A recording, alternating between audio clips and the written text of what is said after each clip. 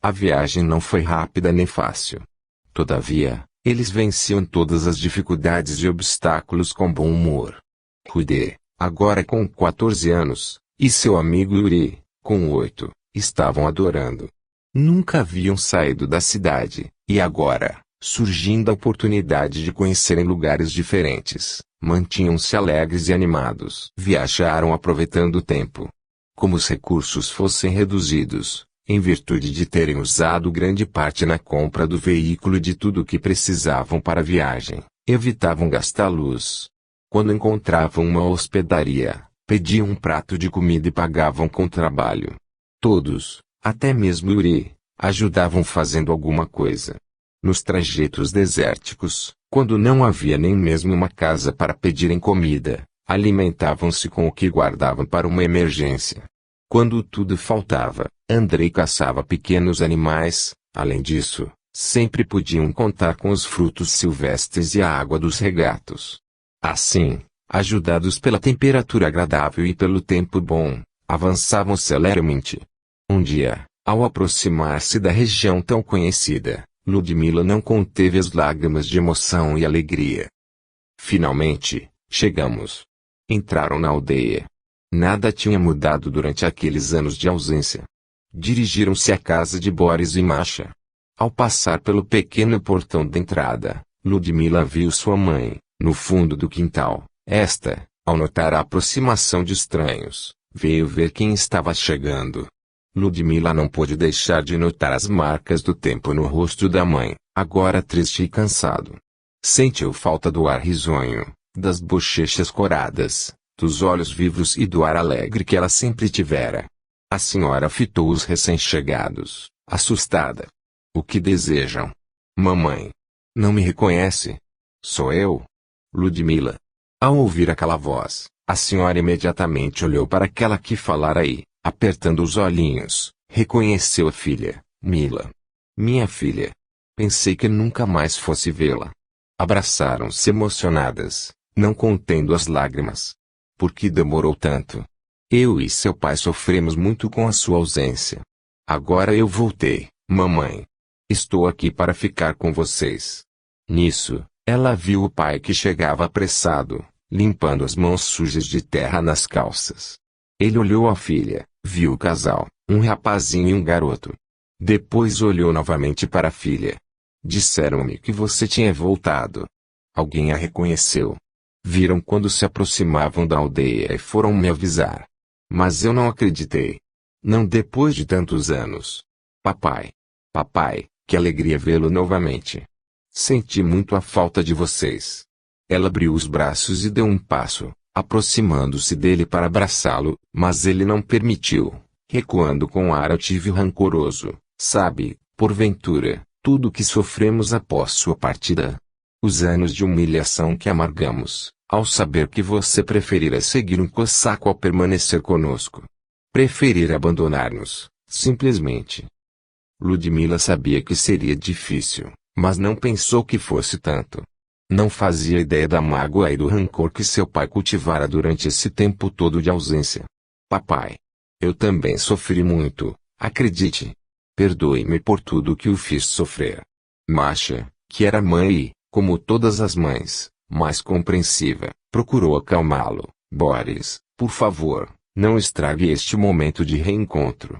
Estou feliz por rever nossa filha e sei que você, embora tente não demonstrar, também está contente. Ao lembrar-se dos amigos, Ludmila voltou-se para eles. Um pouco atrás dela, acompanhavam a cena. Viu que estavam constrangidos. Lamentou passarem por semelhante situação, pois somente quiseram ajudá-la. Então, procurando acalmar-se, ela enxugou as lágrimas e disse, com voz pausada, Papai. Sei que está muito zangado comigo, mas meus amigos não merecem ser recebidos desta forma, pois eles não têm culpa. A culpa é toda minha. Eles me acompanharam apenas para, generosamente, ajudarem-me nesta longa viagem. Peço-lhes, para eles, a hospitalidade que costumam dar a qualquer estranho que chegue a esta aldeia. Meus amigos estão muito cansados e precisam alimentar-se e descansar. Ao ouvir aquelas palavras, Boris virou-se para o pequeno grupo que aguardava calado. Como a de Ludmila, a aparência deles era de extremo cansaço, estavam com as roupas em frangalhos, sujos, emagrecidos e carentes de tudo. Estes são meus grandes amigos, Andrei, a Ana, sua esposa, e Rudi, seu neto. O pequeno é meu filho. Masha, sempre generosa, aproximou-se deles, cumprimentando-os. Sejam bem-vindos. Vamos entrar. Aqui, sempre temos comida para repartir com os que batem à nossa porta. Depois, olhou o menino, de olhos grandes e negros, e perguntou ao neto: Como se chama? Yuri, senhora. Pode me chamar de vovó. Eu sou sua avó. Assim dizendo, tomou-o nos braços e apertou-o de encontro ao coração. Depois, com os olhos úmidos, fitou novamente o menino, completando: Nossa Senhora de Kazan é muito pródiga conosco. Além de atender meu pedido e trazer de volta nossa filha, ainda me deu um lindo netinho. Meia hora depois, reunidos em volta da mesa, os recém-chegados saciavam a fome que os martirizava, com pão fresco, leite de cabra, queijo, geleia e quivás. Enquanto comiam, Boris os observava calado. Afinal, vencendo a curiosidade, perguntou: há quanto tempo estão viajando? Há meses. Partimos de Moscou e agradeço a Nossa Senhora de Kazan por chegarmos sãos e salvos. Tão longe assim? Exclamou o dono da casa, que, na verdade, desejava saber onde a filha tinha estado em todos aqueles anos de ausência. Boris pigarreou e, pela primeira vez olhando a filha de frente, comentou: pelo nome, vejo que o menino é filho de Yuri Vanilevich. O que foi feito dele e do seu bando de cossacos? Tensa, ela empalideceu diante das informações que teria de prestar ao pai, e respondeu em voz baixa: Yuri Vanilevich morreu numa emboscada de salteadores, meu pai. Quanto ao bando, não sei. Nunca mais soube deles. Bem, segundo parece, ele não assumiu o filho gerado em seu ventre, não é? Yuri Vanilevich morreu sem saber que eu estava esperando um filho dele, meu pai. Dmitri, ao retornar, contou-nos que a pediu em casamento, mas que você não aceitou, preferindo levar sua vida de qualquer jeito. Diante daquela infâmia, pois era evidente a intenção com que haviam sido ditas aquelas palavras, Ludmila corou. Respirou fundo e respondeu lentamente: não sei o que Dmitri Alexeyevich contou-lhes, mas o que quer que seja não é verdade, meu pai. Como assim? Prosseguiu Boris, com o rosto vermelho e a voz alterada. Ao perceber que a conversa poderia descambar a uma discussão, Masha interferiu: isso não importa agora. Nossos hóspedes estão exaustos e precisam descansar. Vejam. Rudi e Yuri estão dormindo sentados. Vou arrumar acomodação para todos. Não se preocupe, Masha. Somos pessoas muito simples e precisamos de pouco para dormir. O tempo está bom e nos acomodaremos ao relento, como temos feito tantas vezes, disse Andrei, para tranquilizá-la. De jeito nenhum. Não permitirei que durmam ao relento. A temperatura já está caindo e fará bastante frio pela madrugada. Masha pegou mantas de pelo de carneiro para estenderem no chão da sala e para se cobrirem. Quanto a você, Mila, seu quarto está do mesmo jeito. Poderá ficar lá com Yuri. Assim, todos se deitaram cedo. Precisavam repousar. Nem acreditavam que, finalmente, haviam chegado ao destino. Amanhã seria outro dia, e Andrei já pensava em procurar serviço para ele e para Rudi. Não queriam ser um peso para os pais de Ludmila.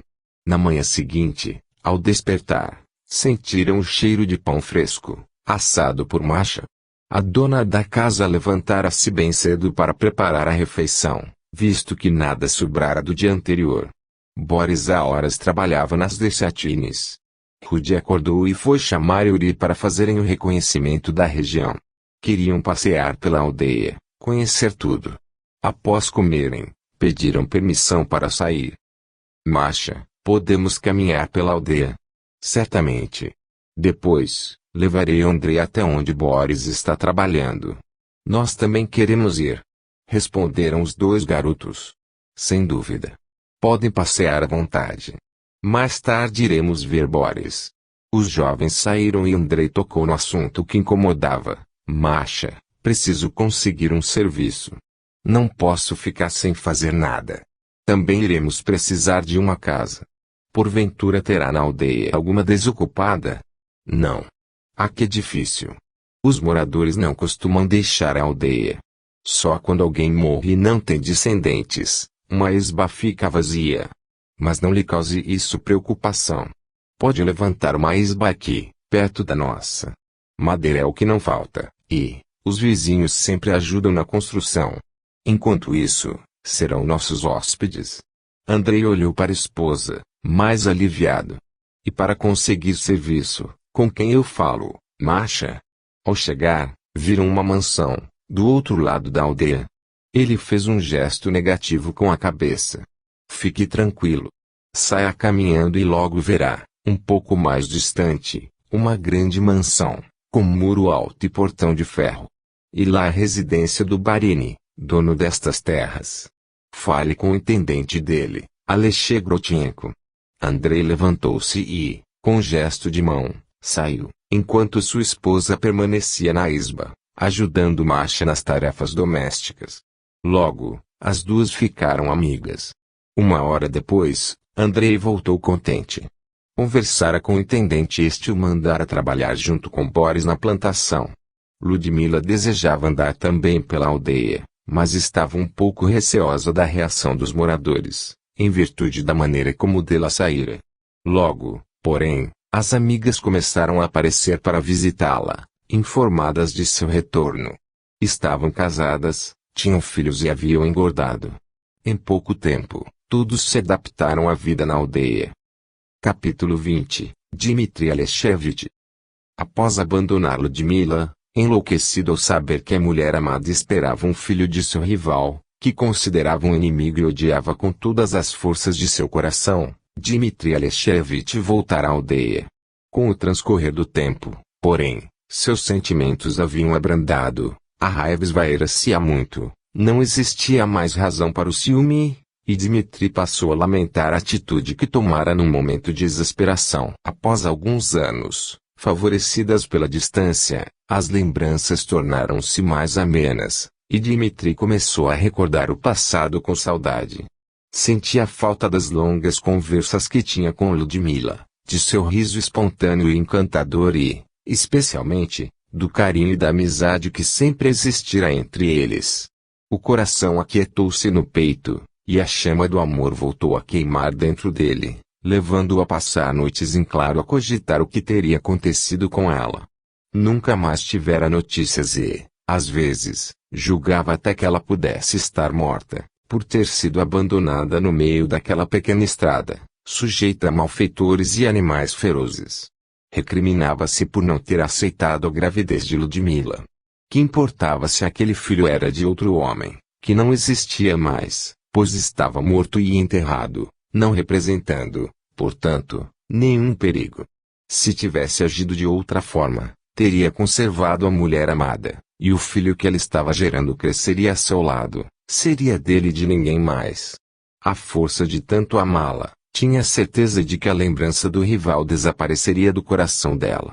Além disso, a imagem de Ludmila desesperada, naquela estrada deserta no meio da floresta, à noite, suplicando-lhe que não a abandonasse, não saía de sua mente. Na verdade, Dmitri não sabia direito o que tinha acontecido naquela noite, as lembranças permaneciam um tanto embaralhadas em sua cabeça.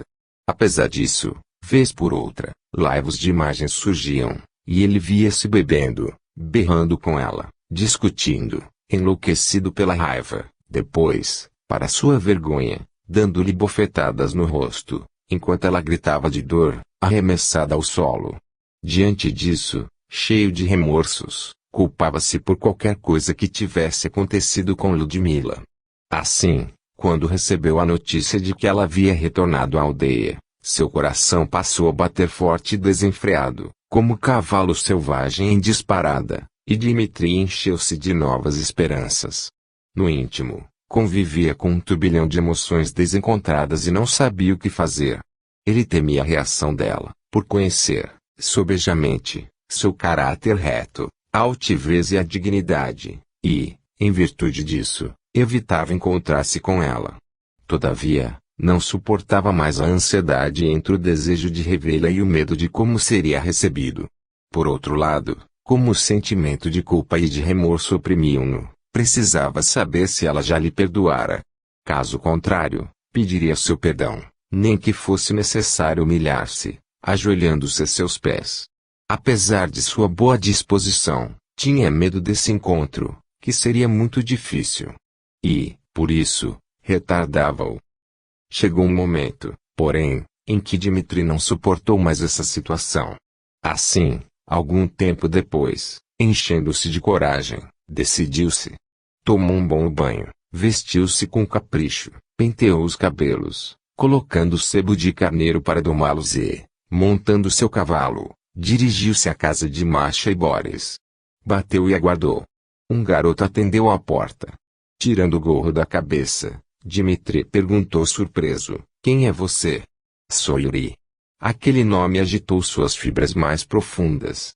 Fitando o menino, Dmitri entendeu que era filho de Ludmila. Esquadrinhou seu rosto, à procura de alguma semelhança com o cossaco. Tranquilizou-se ao notar que a pele, os cabelos e os olhos grandes e negros eram da mãe. Como o garoto permanecesse parado, aguardando, ele indagou: "Ludmila está?" "Sou amigo dela e gostaria de vê-la." "Entre." "Vou chamá-la", respondeu o garoto, gentilmente. Aquela voz fez com que Dmitri estremecesse. Um calafrio percorreu seu corpo, era igual a do cossaco que lhe matara.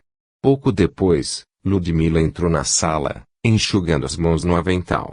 A porta de entrada estava aberta, e o recém-chegado recortava-se contra a luz, mantendo-se na sombra, o que dificultava a visão. No entanto, ao ver a imagem cercada por um contorno iluminado, ela não teve dúvidas de que era Dmitri. A expressão risonha e serena fechou-se, e, contraindo as sobrancelhas, ela disse com amargura: "Yuri disse-me que um amigo desejava falar comigo." Não o esperava. Ao notar sua reação, Dmitri começou a rodar o gorro com as mãos, nervosamente. "Compreendo sua mágoa, Ludmila, e reconheço que tem toda a razão. Agi muito mal com você. Mas, o ciúme é péssimo conselheiro e ditou-me palavras e atitudes que hoje lamento profundamente. Perdoe-me. Sempre fomos amigos, crescemos juntos. Em nome da amizade que sempre existiu entre nós, peço-lhe que me perdoe. Por favor." Ludmila continuava afitado de cabeça erguida, altiva e inflexível. Ao ouvir suas palavras finais, pareceu abrandar um pouco. "Sofri muito por sua causa, Dmitri. Abandonou-me na hora que eu mais precisava, sem um gesto de piedade, sem a menor compaixão. Mais do que isso, os insultos que me dirigiu ficaram gravados na memória, como também as covardes agressões que sofri por suas mãos naquela hora." Sua voz soou carregada de amargura, e Dmitri entendeu o quanto a magoara. De cabeça baixa, tentou desculpar-se: "Reconheço que nada justifica os meus atos naquela noite, Ludmila. A verdade é que não me lembro direito de tudo o que aconteceu, a não ser que, em uma hora, comecei a beber." Ela olhou com desprezo e sorriu desdenhosa. É sórdido de sua parte querer justificar-se, usando a bebida como desculpa. E lamentável que utilize esse tipo de argumento para isentar-se de responsabilidade pelos seus atos. Ludmila parou de falar por alguns instantes. Depois, respirando fundo, tornou: "Entretanto, não posso guardar rancor de alguém que de mim não merece nada, nem ódio. Para mim, você não existe mais, Dmitri Alexeyevich. Está morto. Não me procure novamente. Adeus." Ela virou-se e o deixou sozinho na sala, vermelho de vergonha, parado, sem reação. Depois, cambaleando, ele passou pela porta e foi embora. Merecera cada palavra que ela dissera, cada humilhação. O tempo, porém, é um bálsamo que cura todas as feridas. Meses depois, já participando da vida da aldeia, Ludmila saía para passear, divertir-se e visitar os amigos. Nessas ocasiões, às vezes, encontrava Dmitri e perturbava-se, o que a fazia virar o rosto, mas, porque isso acontecia com muita frequência, passou a encarar o fato com naturalidade. Ignorava-o, simplesmente.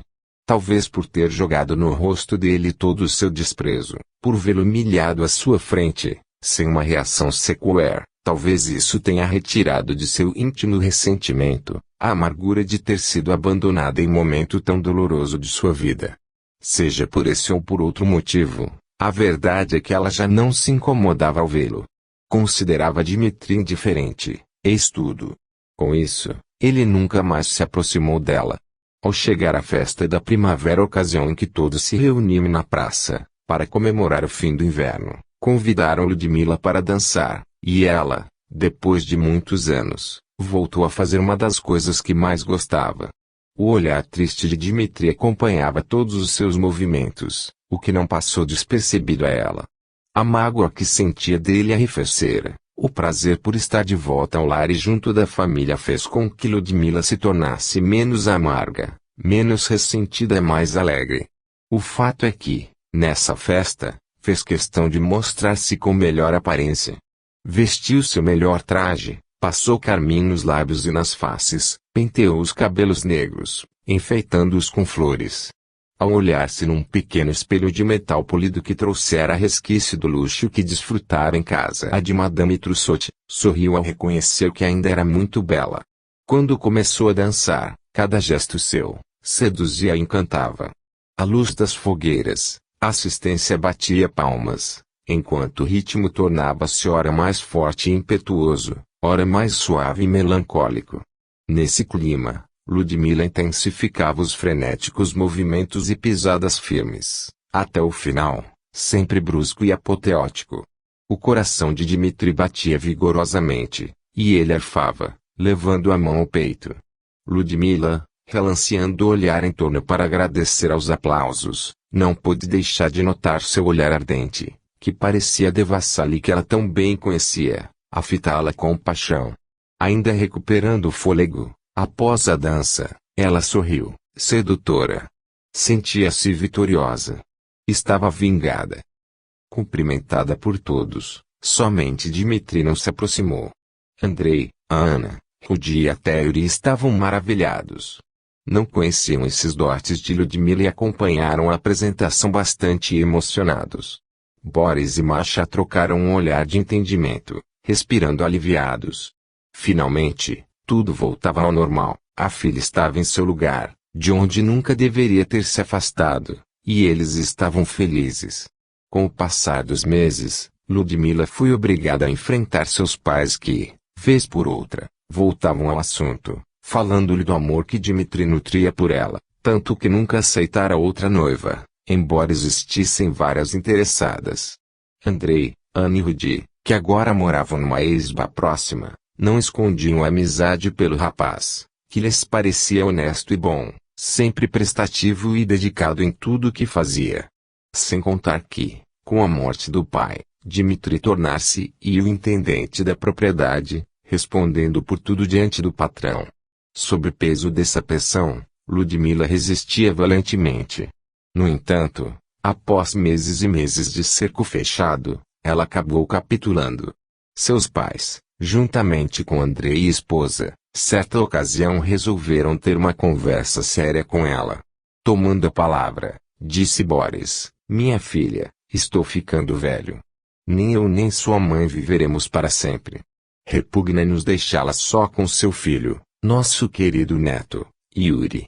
Tenho pensado bastante e creio ser melhor para todos se você aceitasse o amor do pobre Dmitri, que se arrasta a seus pés desde que vocês eram muito jovens. Agora, nem você nem ele têm mais as ilusões da primeira mocidade. Você tem um filho que está crescendo e que precisa do pulso firme de um pai. Por que não unir-se a ele, dando uma família a Yuri? Seu pai tem razão, minha filha. Nós ficaríamos mais tranquilos sabendo amparada por um marido, concordou a mãe. Ludmila fitava os pais com expressão de piedade. Compreendia as preocupações deles, porém não podia contar-lhes como Dmitri a magoara anos antes, justamente na hora em que ela mais precisara de um ombro amigo. Ele a abandonara na estrada, à noite, sujeita a todos os perigos, grávida, sem nada. Além disso, sob o efeito da bebida, tornara-se agressivo e violento, chegando a espancá-la. Os olhos de Ludmila toldaram-se de lágrimas que não chegaram a cair. Papai. Mamãe. Compreendo suas razões, mas... Não diga nada agora, filha. Reflita em tudo que eu lhe disse e, daqui a 3 dias, voltaremos a conversar. Ela virou-se para Andrei, a quem considerava como pai e que até então permanecera calado, e notou que ele era da mesma opinião. Vendo que ela esperava que dissesse alguma coisa, ponderado, ele reavivou sua memória. Lembra-se, Ludmila, que entre suas razões para deixar Moscou estava a preocupação com o futuro de Yuri. Lembro-me. Tem razão, Andrei. Eu temia que me acontecesse algo e que meu filho ficasse desamparado. Andrei fez um gesto com as mãos, como se dissesse, e então? Realmente, seria o melhor para ela. Por alguma estranha razão, seu filho gostava muito de Dmitri e não faria objeção à união dos dois. Vou pensar por 3 dias, como sugeriu meu pai. Ela decidiu. Ao cabo desse tempo, durante o qual nem conseguia dormir direito, refletindo no assunto, Ludmila acabou por aceitar o compromisso com Dmitri Alexeyevich, considerando que ele realmente fora traído pela bebida e que antes, por longo tempo, sempre fora seu amigo. Além disso, se devia casar-se, segundo seus pais, quem mais poderia escolher? Em sua memória, surgiu a imagem tão querida de Grigori Fyodorovich, o homem com quem um dia desejara compartilhar sua vida, e que ajudara a abandonar a casa de Madame Trossot, mas que, por algum motivo misterioso, jamais fora o encontro marcado, deixando-a amargurada. O coração dizia-lhe, porém, que ele não era culpado, e, de qualquer modo, ela era grata a Grigori por tê-la ajudado a deixar aquela vida que a horrorizava. Após considerações, aceitou, melancolicamente, o que o destino a reservava. Assim, num belo dia de primavera, no ano seguinte, um poupe 20 de passagem pela aldeia celebrou o casamento. Depois, foram para a casa que Dmitri construíra para eles. Passados alguns meses, Boris foi vítima de um problema cardíaco e veio a falecer, confirmando a preocupação que tivera. A dor pela perda do pai foi intensa, enchendo Ludmila de tristeza e remorso por haver ficado tanto tempo longe dele. Esse fato tão doloroso fez com que se ligasse mais à mãe, agora sozinha, temendo perdê-la também. No início do casamento, tudo caminhou bem entre Ludmila e o marido. Com o passar do tempo, porém, Dmitri passou a beber mais do que já bebia e mudou completamente. Chegava a casa sempre bêbado, tratava mal a esposa e Yuri. Reclamava que ela não o amava e que vivia com pensamento no outro que morrera. Na verdade, o infeliz Yuri Ivanilevich, inconformado por ver sua amada e seu filho morando na mesma casa de seu rival e assassino, lutava para separá-los. E gritava, tentando alertá-los. Não acreditem nele. Esse miserável tirou-me a vida. Não confiem nele, afastem-se. Sei o que estou dizendo. Ele representou a desgraça em minha vida. Maldito. Traidor. Eu era feliz até acreditar nele e recebê-lo como amigo em meu bando. Yuri Ivanilevich continuava falando e explicando, vezes sem conta, tudo o que tinha acontecido naquela época. No entanto, por mais que se esforçasse, não conseguia fazer-se ouvido. Então, seu ódio ficou ainda mais concentrado. Com sua presença, o ambiente da casa tornou-se insuportável. Colocava um contra o outro, e as brigas do casal tornaram-se constantes. Procurava criar desentendimentos entre Yuri, seu filho o padrasto, por não suportar que fossem amigos. Para seu desespero.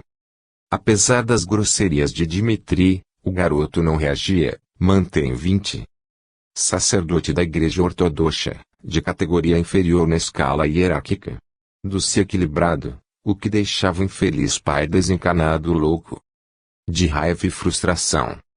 Com a sua vibração pesada e deletéria, Yuri, de forma permanente, passou a dominar Dmitri. Este, com a presença do inimigo desencanado, começou a recordar-se do assassinato, das traições de tudo que fizera contra ele. Ao despertar para essas lembranças, Dmitri deixou-se envolver pelo sentimento de culpa, gerando o remorso, e isso colocou sob a influência direta de Yuri Vanilevich, que, desapiedado, não lhe concedia tréguas. Desse modo, para fugir das recordações, Dmitri passara a beber o tempo todo, tornando-se irascível, violento e desequilibrado. No entanto, o jovem Yuri Georgievich, espírito que renascera para ajudar a família, mantinha-se sereno nessa situação, não se deixando dominar pelas infelizes ideias do pai desencanado, nem se deixava contaminar pelas atitudes do padrasto. Dmitri, apesar das bebedeiras e das ressacas intermináveis, nos poucos momentos de lucidez fitava o enteado e pensava, como Yuri pode suportar minhas atitudes, grosseria e rispidez constantes? Sem alterar-se, o garoto fitava com os grandes olhos serenos sorria. Quando Dmitri chegava bêbado, sujo, rasgado, e não raro ferido, após meter-se em brigas, era ele que o recebia. Yuri, calmamente, tirava-lhe as botinas, colocava seus pés numa bacia com água quente, limpava-o e, depois, trazia-lhe um chá fumegante para minorar os efeitos da bebedeira. Em seguida, levava-o para o leito, no próprio quarto dele, uma vez que a mãe já não aceitava que o marido bêbado dividisse o mesmo leito com ela. No fundo, apesar de não ver o espírito do pai, o garoto sentia a presença dele, sabia que era ele que gerava os desentendimentos na casa e precisava ajudá-lo. Então, ajoelhava-se no piso de terra batida, como tantas vezes a mãe o ensinara, e rezava para Jesus para Nossa Senhora de Kazan, suplicando-lhes o auxílio de que tanto precisavam. O tempo passava, e ele continuava fiel ao seu propósito de ajudar o pai, o padrasto e demais membros da família. Conversava com Andrei, a quem amava e em quem aprendera a confiar desde criança, abrindo-lhe o coração.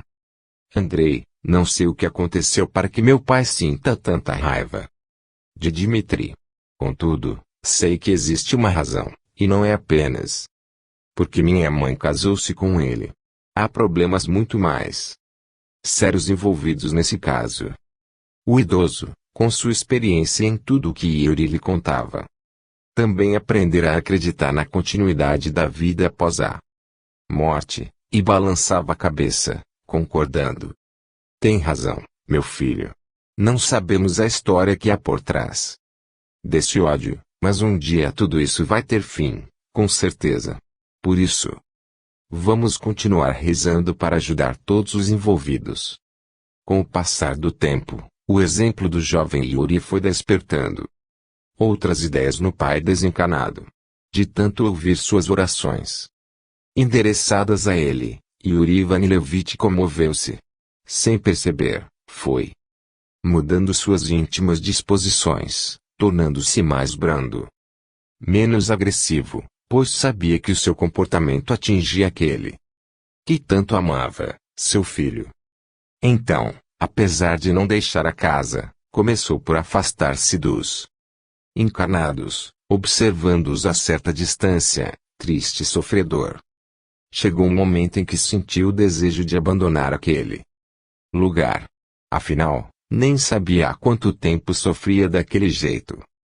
Yuri Vanilevich foi embora daquela casa, desistindo da ideia de vingança que, em razão da ajuda de seu filho, já não o satisfazia. Entendeu que sua presença gerava mal-estar em todos e, o que era pior, dificultava a vida de Lyudmila e de Dmitri, prejudicando especialmente a seu amado filho, que sofria com o ambiente do lar. Então, sofredor e aflito, Yuri Vanilevich vagou por muitos lugares do mundo espiritual, regiões desconhecidas de miséria e dor, de sofrimentos atrozes, até que, depois de tanto penar, acabou Finalmente, por buscar o socorro em Deus, de quem se afastará há tanto tempo. Revolvendo-se na lama, num ambiente triste, gelado e nevoento, começou a orar, suplicando ajuda, como tantas vezes vira seu filho fazer, e as lágrimas de arrependimento lavaram sua alma, limpando das emanações escuras e deletérias. Capítulo 21. Chegando ao destino.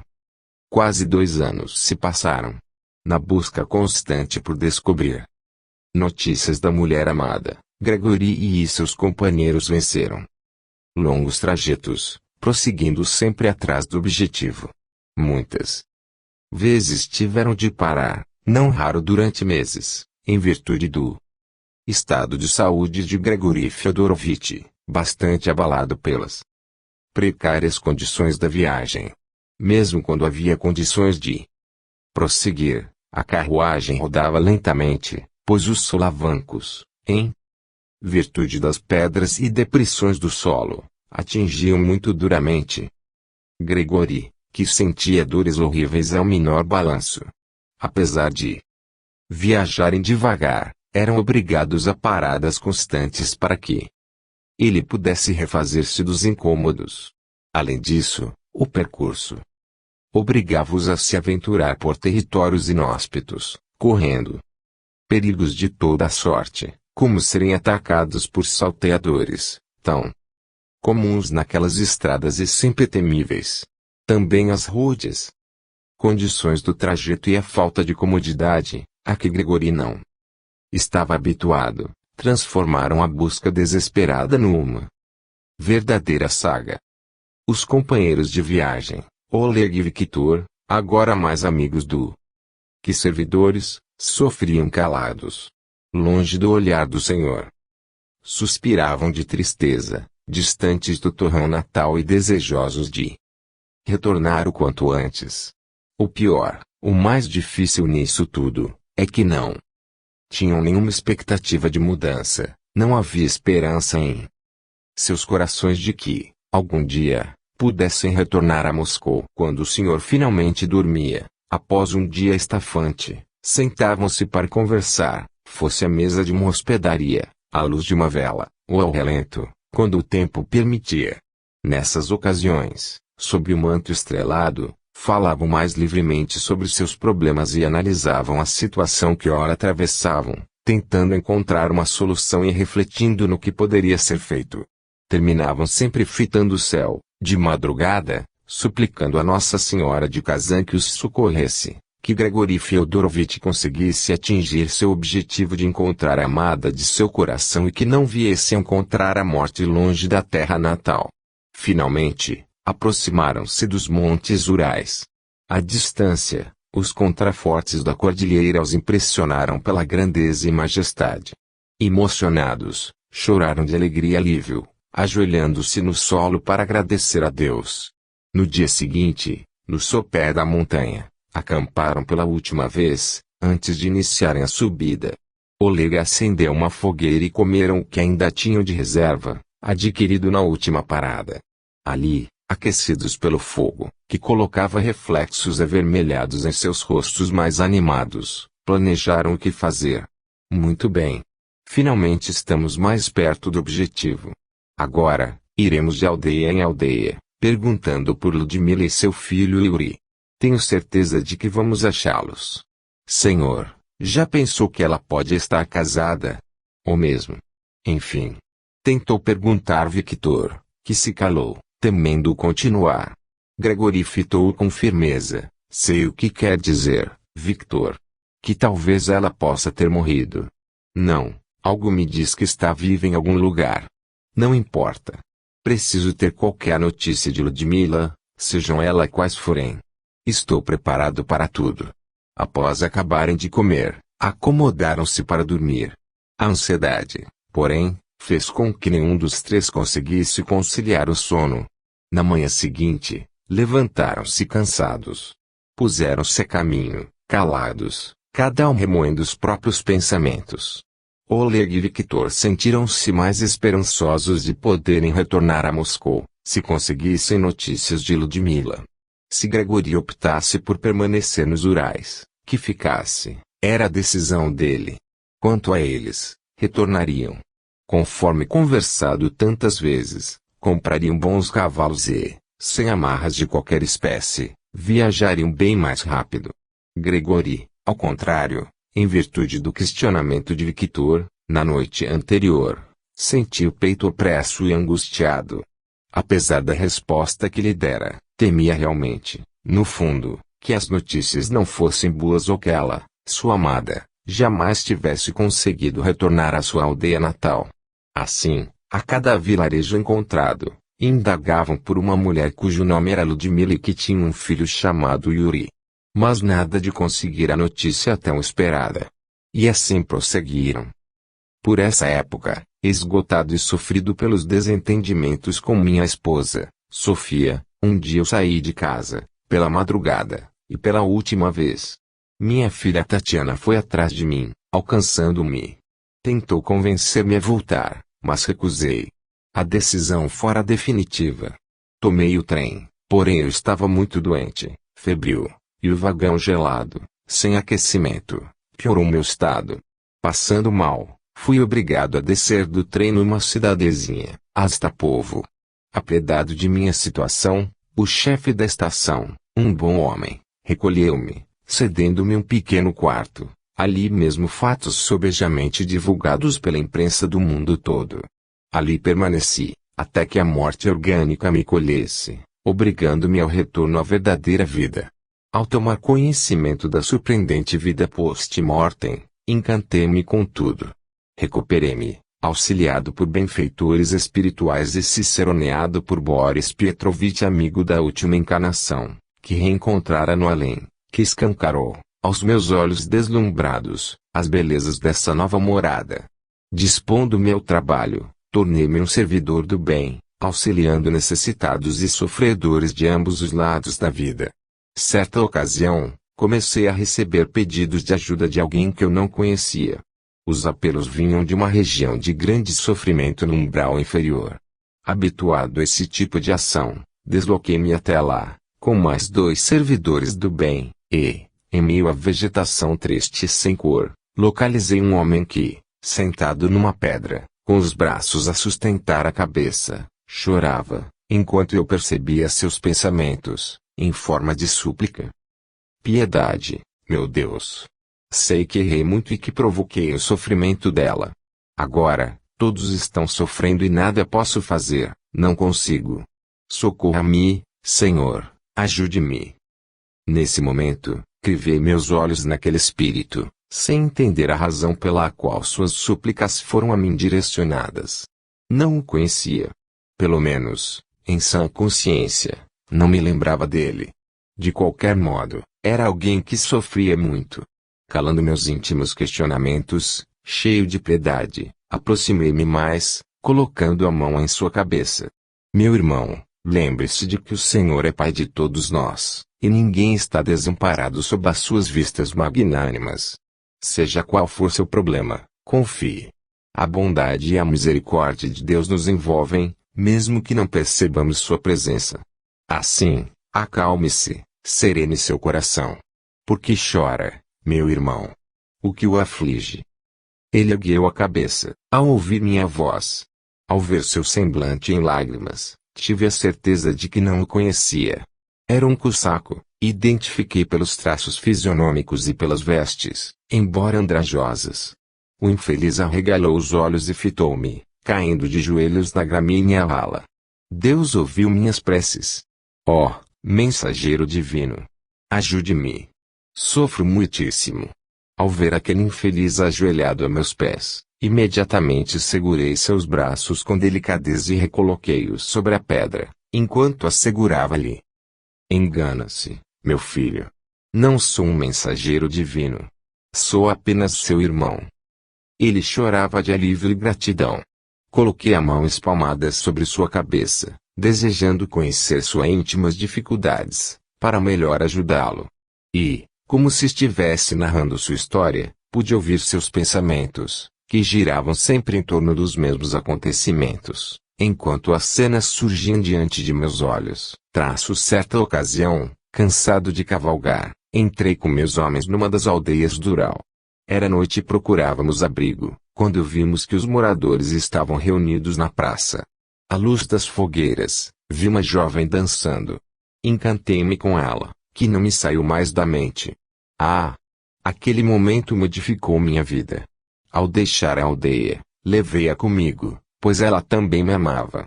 Algum tempo depois, alguém em quem eu confiava e a quem eu chamava de amigo, tanto que o incorporei ao grupo, atraiçou-me. Estávamos cavalgando por região perigosa e, aproveitando-se de um ataque de salteadores, ele tirou-me a vida, o maldito. Agiu de modo que todos acreditassem que eu fora vítima dos ladrões. Assim, ficou livre de acusações. Nunca mais tive um momento de sossego. Depois disso, vivi como um louco, acompanhando meus homens, sem que ninguém desse pela minha presença. Demorei longo tempo para entender que não fazia mais parte dos vivos. Incapaz de afastar-me dela, passei a acompanhá-lo o tempo todo. Após minha morte, ela descobriu que estava esperando um filho meu. A verdade é que, desde que iniciara aquelas reflexões, sob intensa emoção, eu vi as imagens que ele descortinava a meu olhar, enquanto elevava o pensamento ao Criador, agradecendo a oportunidade de ter notícias do minha querida amiga Ludmila. Eu a reconhecera na jovem bailadeira que encantara aquele espírito sofredor. Em virtude de minhas próprias dificuldades, eu esquecera Ludmila durante muitos anos. E certo que me lembrava dela esporadicamente, quando algo me fazia recordá-la. Nessas ocasiões, cogitava o que teria acontecido com ela e onde estaria.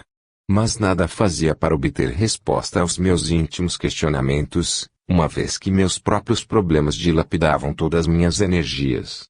Então, mais uma vez, pude reverenciar a bondade e misericórdia do Senhor, que encontra resposta para todas as coisas, atendendo com amor a todas as necessidades.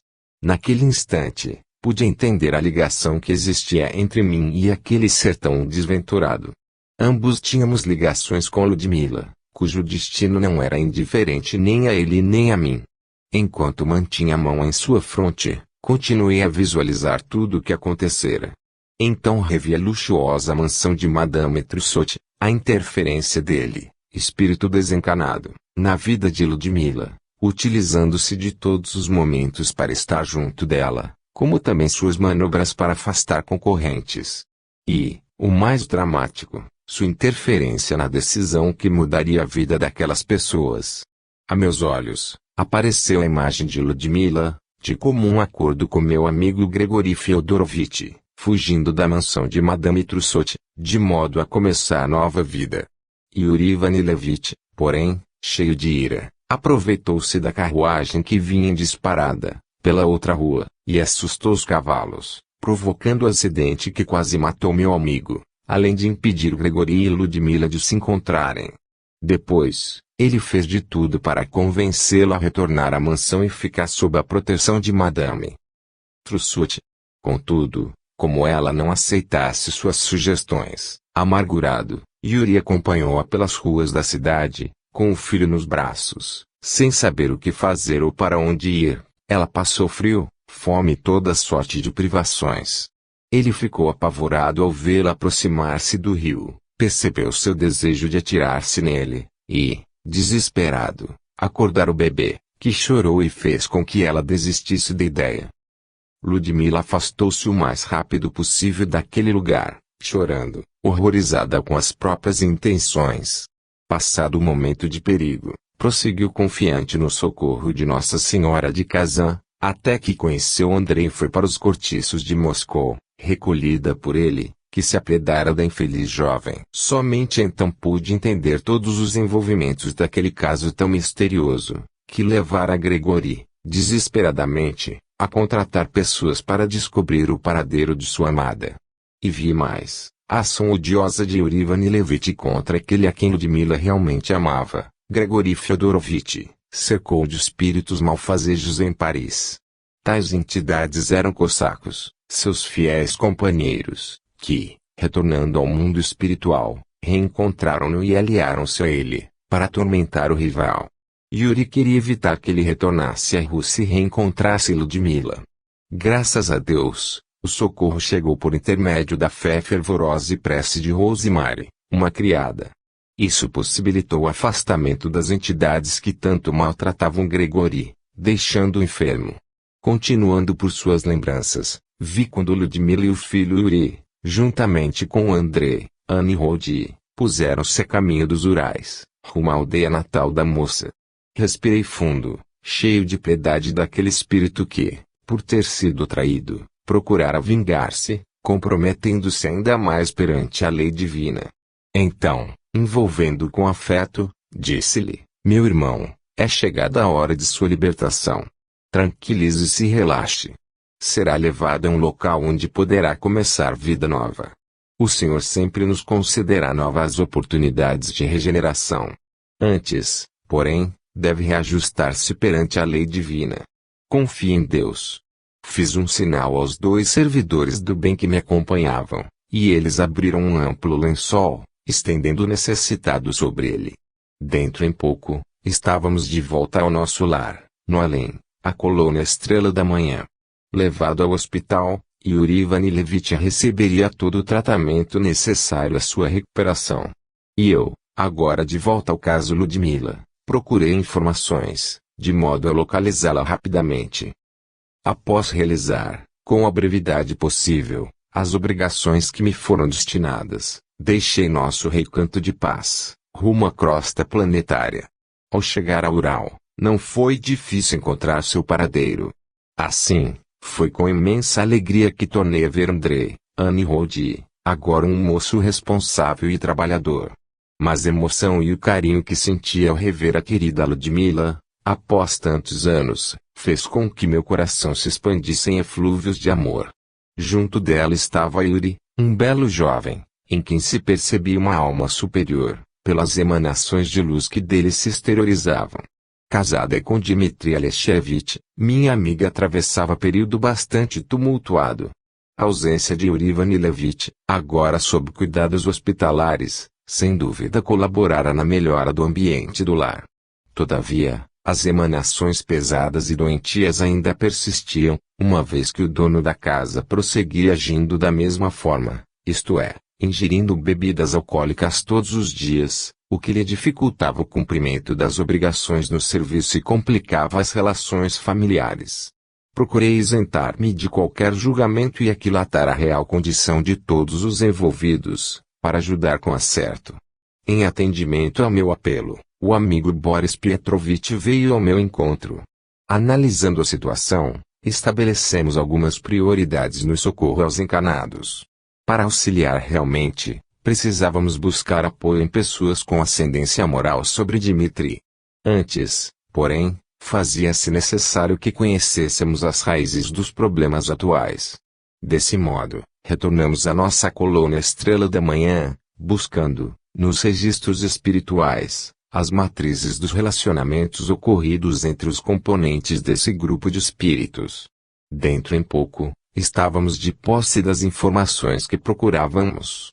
Na última encarnação, ocorrida no início do século XVIII, na Rússia, Vladimir Bugatov e Yuri Ivanilevich era noivo de Natasa Ludmila, por um acordo celebrado entre as famílias.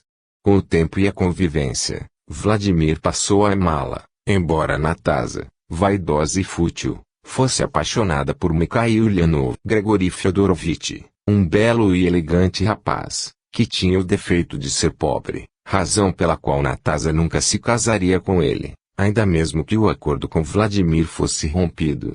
Belo e volúvel, Natasa regozijava-se intimamente pelo sucesso que tinha com os nobres da corte, e acabou deixando-se envolver por Nikolai Petrovich, Dmitry Alexeyevich, aristocrata extremamente rico, que ocupava cargo importante junto ao czar. Ela estava encantada por despertar o interesse de alguém tão rico e poderoso. Descoberto o relacionamento entre eles, temendo a ira do noivo e no auge da paixão, ela aceitou fugir com Nikolai Petrovich. Vladimir, inconformado, passou a beber, anulando-se para conquistas melhores naquela existência, conforme planejamento feito ainda no mundo espiritual. Mikhail Ulyanov, que amava profundamente, mas que, em razão de sua condição de pobreza, nada podia fazer, passou a existência frustrado e sofrido, o que acabaria por causar a depressão que o bateu, em Paris, no século XIX, quando, como Gregory, viu-se novamente separado de Natasa, Ludmila, e sob a ação de inimigos espirituais. Vladimir, Yuri, jogando toda a culpa sobre Nikolai Dmitri, movido pelo ódio ao rival, fez de tudo para encontrá-los.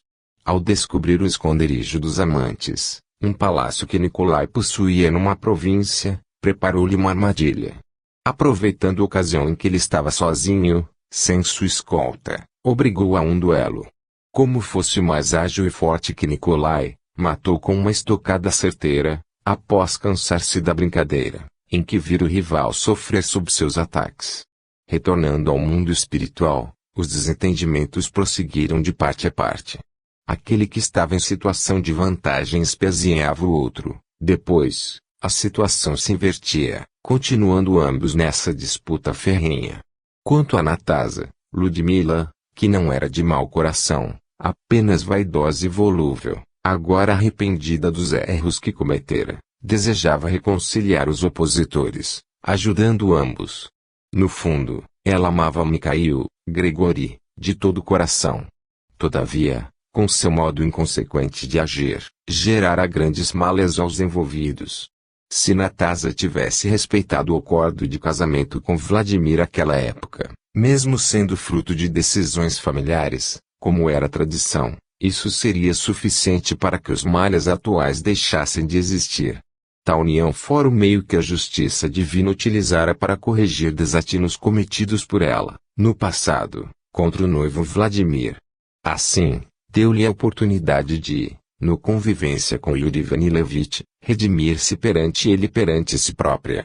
Quanto ao seu filho Yuri Georgievich, havia sido pai dos envolvidos em outras encarnações, e agora era um generoso amigo espiritual, que aceitara reencarnar para ajudar Ludmila e os outros, constituindo-se em elo entre todos os envolvidos.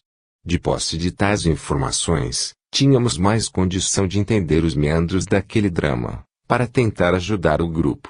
Auxiliados por entidades espirituais ligadas aos nossos amigos, passamos a colaborar para trazer mais tranquilidade aos encarnados. Em tudo isso, ainda faltava um poderoso elo, Gregory Fyodorovich, que, preso ao passado, tudo fazia para encontrar seu grande amor. Acompanhamos sua trajetória, percorrendo cada aldeia dos Urais.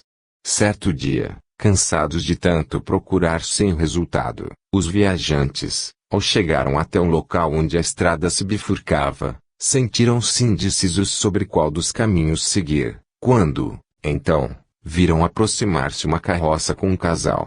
Victor fez um sinal e eles pararam. Bom homem, preciso de uma informação. Estamos indecisos sobre o caminho que devemos tomar. Poderia nos dizer qual o melhor? Ao tirar o chapéu da cabeça, o desconhecido tornou: depende do que procuram, senhor. Estamos tentando encontrar alguém, mas já visitamos uma grande quantidade de aldeias sem resultado. Além disso, meu barino está doente e precisa de atendimento. Bem, se assim, sugiro que tomem o caminho da esquerda, porque o da direita só leva a uma pequena aldeia, nada mais. Quanto ao outro, o da esquerda, é estrada com mais movimento e passa por muitas aldeias. Contente, acreditando ter economizado percurso desnecessário, Victor agradeceu ao homem e, chegando até Gregory, que aguardava com a cabeça para fora do postigo, informou: senhor, creio que devemos ir pela esquerda. À direita, segundo nosso informante, não existe nada além de uma pequena aldeia. Tudo mais está do outro lado. Gregory ouviu e ficou pensativo, indeciso quanto ao rumo a ser tomado. Na verdade, estava no limite de suas forças. Todavia, olhava para o pequeno caminho da direita e algo atraía para lá. De súbito, como se uma luz se fizesse em sua mente, ordenou: vamos para a direita. Mas, senhor, nada existe lá. Não importa, Victor. Existe uma aldeia, isso que importa. A caminho. Uma sensação de bem-estar o envolvia, apesar da fraqueza extrema e das dores superlativas que o incomodavam. Ali, junto dele, Boris Pietrovitch e eu trocamos um olhar e sorrimos satisfeitos por ver que nossa sugestão fora aceita. Mais algum tempo de viagem, viram a estrada abrir-se, um vilarejo surgir. Anoitecia, e a aldeia, com seu casario, mais parecia uma pintura que